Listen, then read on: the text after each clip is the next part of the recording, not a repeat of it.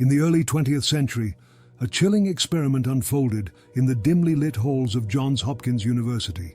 It was 1920, and the world was still reeling from the aftermath of the Great War.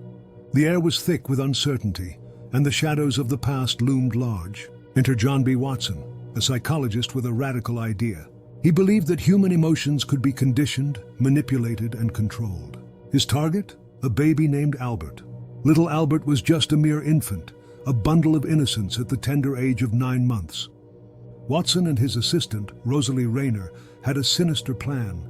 They wanted to prove that fear could be instilled in a child through classical conditioning. They sought to create a phobia where none existed. The experiment was set to begin. In a sterile room, devoid of warmth, Albert was placed on a small table. The researchers introduced him to a white rat. The rat was soft, harmless, and curious. Albert reached out, his tiny fingers brushing against the creature's fur. But then, the atmosphere shifted. Watson struck a metal bar with a hammer, creating a deafening clang that echoed through the room. The sound was jarring, terrifying. Little Albert screamed, his face contorted in fear. This was the beginning of a psychological nightmare. Each time Albert encountered the rat, the loud noise followed. The innocent baby learned to associate the rat with terror.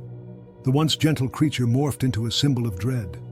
Watson and Rayner watched, their hearts racing with excitement. They were witnessing the birth of a phobia. But the experiment didn't stop there. They introduced other stimuli. A rabbit, a dog, even a Santa Claus mask. Each time the same pattern emerged. Albert would cry, his small body trembling in fear. The researchers documented every reaction, every whimper, every tear. They were creating a monster in the mind of a child. As the weeks passed, the experiment took a darker turn. Little Albert became a prisoner of his own mind.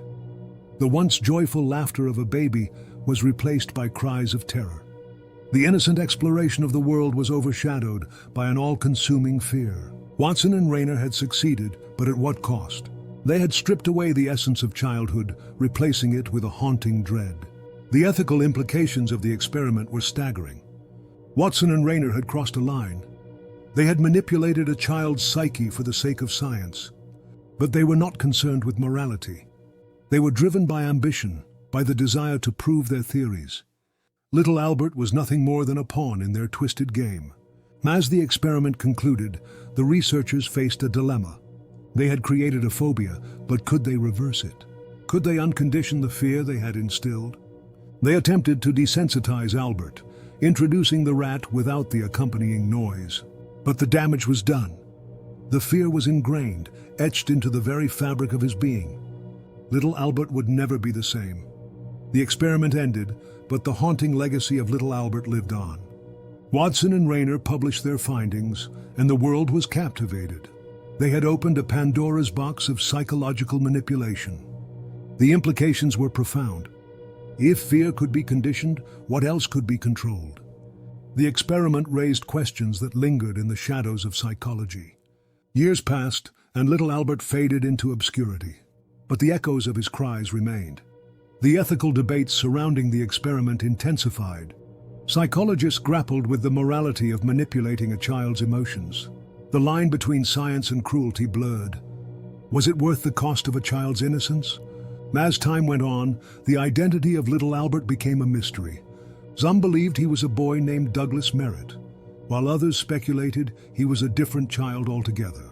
Regardless of his true identity, the impact of the experiment was undeniable. It served as a chilling reminder of the potential for psychological harm in the name of science. The little Albert experiment became a cautionary tale.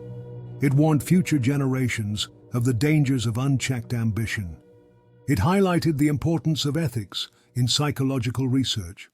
The shadows of the past loomed large, reminding us that the mind is a fragile thing. It can be shaped, molded, and in some cases shattered. In the end, little Albert's story is one of horror and tragedy. It is a tale of innocence lost, of a child forever marked by fear. The experiment may have been a scientific breakthrough, but it came at a terrible price. The chilling legacy of little Albert serves as a haunting reminder of the darkness that can lurk within the human mind. As we reflect on this disturbing chapter in psychological history, we must ask ourselves, how far are we willing to go in the name of science? What lines are we willing to cross? The answers may lie in the shadows, waiting to be uncovered.